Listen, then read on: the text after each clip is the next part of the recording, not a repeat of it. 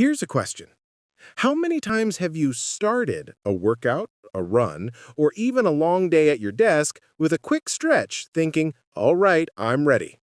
But have you ever stopped to wonder what's actually happening inside your muscles when you do that?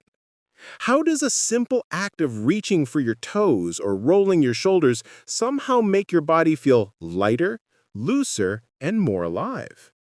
Let's dive deep into the science, because what stretching does to your muscles might completely change the way you treat your body. Here we have an athlete preparing for a big game. He's put on his gear, warmed up, and now he's finishing with one last routine: stretching. A few blocks away, a corporate professional adjusts in their chair after 8 hours at a desk, doing that same quick neck stretch. And somewhere in between, a student slouches over a laptop, twisting side to side, trying to shake off stiffness. Different lives, same motion. But here's the twist. Most of us stretch without really knowing what it does.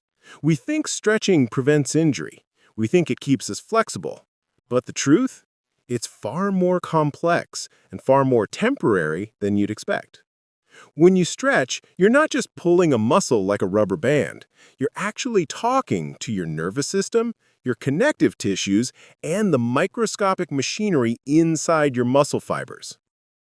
Most people think a stretch is just making a muscle longer. But what's really happening is that your brain and your body are negotiating, deciding how far it's safe to go. At first, your brain resists. That slight tension you feel isn't your muscle fighting. It's your nervous system saying, hold on, this might hurt. But as you stay in the stretch, something changes. Your brain realizes, okay, this is safe, and it lets go. That's why the second time you stretch, it feels easier. It's not that your muscle has suddenly become longer, it's that your brain has stopped resisting. Inside your muscle, something even more fascinating is happening. Each of your muscles contains millions of microscopic fibers called sarcomeres, the tiny engines that contract and relax to move your body. When you stretch, these sarcomeres don't just pull apart. They slide like a telescope extending. They create space. They signal your body, we need more length. And when you stretch often enough, your body listens. It starts adding new sarcomeres over time. That's real flexibility. That's structural change. But here's the catch. It only happens with consistency. A single stretch can make you feel flexible for maybe 10 minutes. Then your body resets.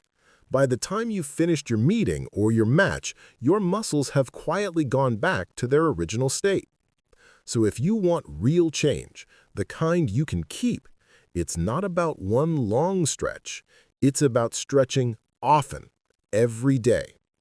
Now let's talk about the types of stretching, because not all stretches are equal, and doing the wrong one at the wrong time might actually hurt your performance. Athletes often use dynamic stretching before training, movements like leg swings, arm rotations, or gentle lunges. These stretches warm up the body, increase blood flow, and prepare the nervous system for fast, powerful motion. But static stretching, the one where you hold a position, works differently. It's not meant to wake the muscles, it's meant to calm them down, release tension, and increase range of motion over time.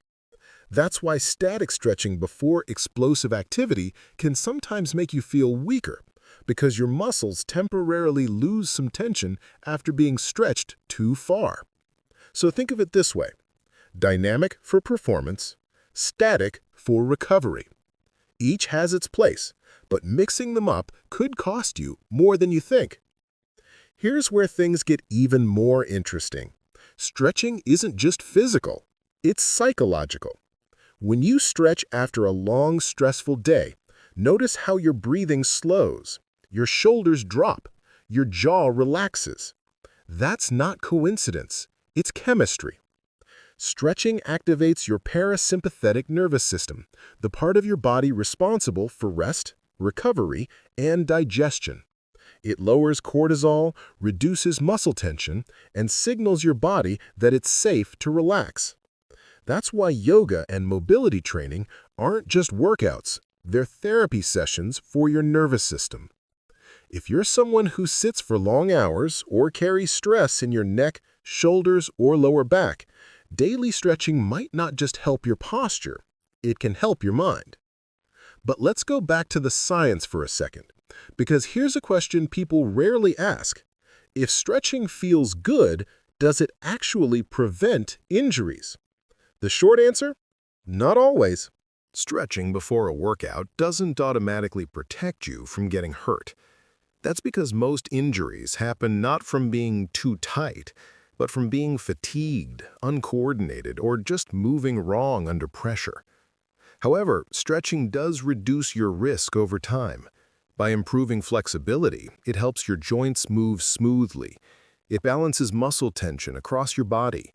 It improves posture and mobility, which means when you sprint, lift, or twist, your muscles move the way they're meant to. So while stretching isn't a magic shield, it's part of a bigger armor. A body that moves better gets injured less. Now imagine this. A corporate professional starts stretching for 5 minutes before work every morning. A student stretches between study sessions. An athlete stretches after every match. Different people, same benefit. Their blood flow improves. Their muscles lengthen. Their focus sharpens. And with time, their bodies learn a new normal, stronger, more balanced, and more adaptable. Because stretching isn't just about flexibility, it's about resilience. It teaches your muscles how to adapt and your mind how to let go. But here's the part nobody tells you. Stretching too much can be just as dangerous as not stretching at all. If you push too far, you can overstretch your ligaments, making your joints unstable. This is especially common in people who already have hyperflexible joints, yoga practitioners, dancers, or gymnasts. So listen to your body. A stretch should challenge, not hurt. Pain is not progress. Awareness is. And maybe that's the real lesson. Stretching isn't about how far you can reach. It's about how much control you have over your own limits. Whether you're chasing athletic performance, better focus at work, or just relief after a long day, stretching is your body's quiet teacher. It reminds you that growth doesn't always come from pushing harder. Sometimes it comes from pausing, from breathing, from finding space in your body and your mind. Because flexibility isn't just the ability to move freely, it's the ability to adapt freely, on the field, in the office, in life. So next time you stretch, don't think of it as warming up. Think of it as tuning in. Every time you reach, you're not just changing your muscles, you're changing the way your body experiences the world. Stretch every day, even if it's just for a few minutes, because the truth is, the difference between tension and transformation might only be one deep breath away. Your body listens to how you treat it, so stretch with intention, and it will thank you with strength. Strong body, clear mind, better habits. If that's your goal, subscribe, and let's build it together.